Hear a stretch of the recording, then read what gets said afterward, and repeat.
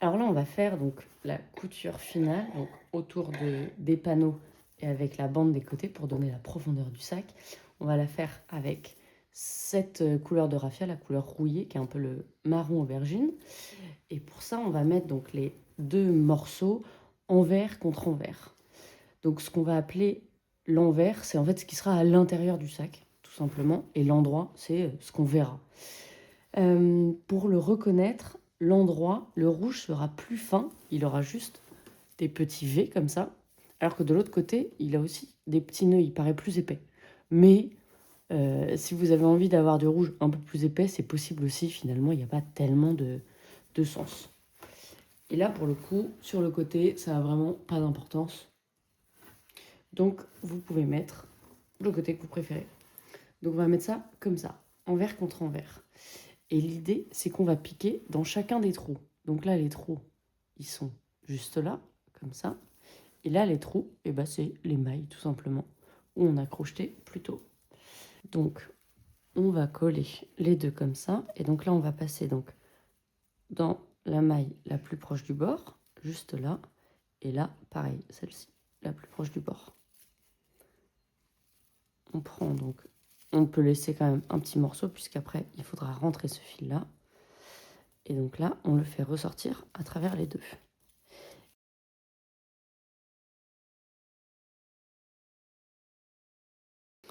Et là, on va donc passer ici, dans la maille qui suit, et juste là, dans la maille qui suit aussi. Hop. On ressort, et on enroule. Hop. Je vais en faire plusieurs pour qu'on se rende mieux compte quand même.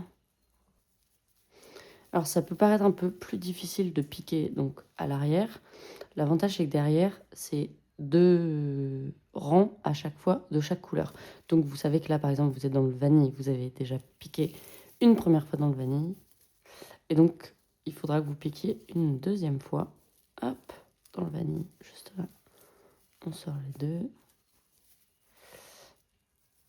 Et là maintenant, donc premier rouge.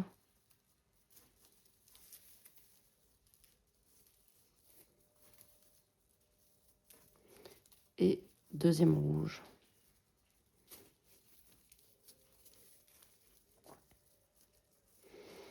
Hop. Alors on va faire une petite pause pour que je vous montre donc la couture. Et là donc en fait ça va faire hop, comme ça.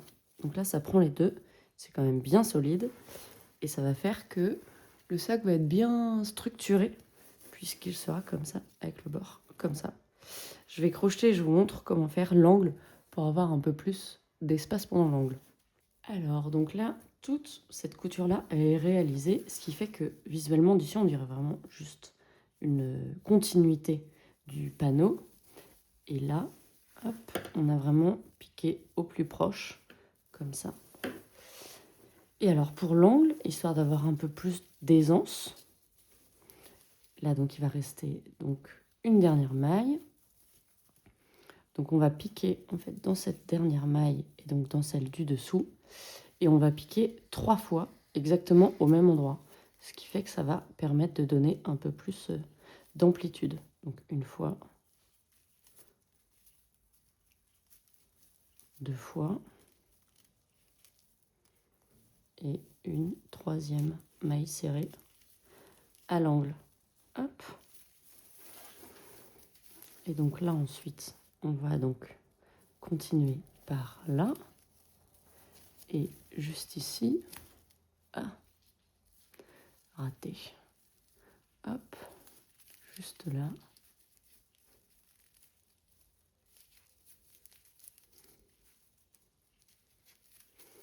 Voilà, j'en fais une de plus pour que vous puissiez bien voir l'angle. Une maille serrée supplémentaire, voilà. Et voilà, ça fait donc un angle un peu plus net, comme ça. Hop. Et là, donc on va continuer tout autour et on fera pareil pour l'autre panneau.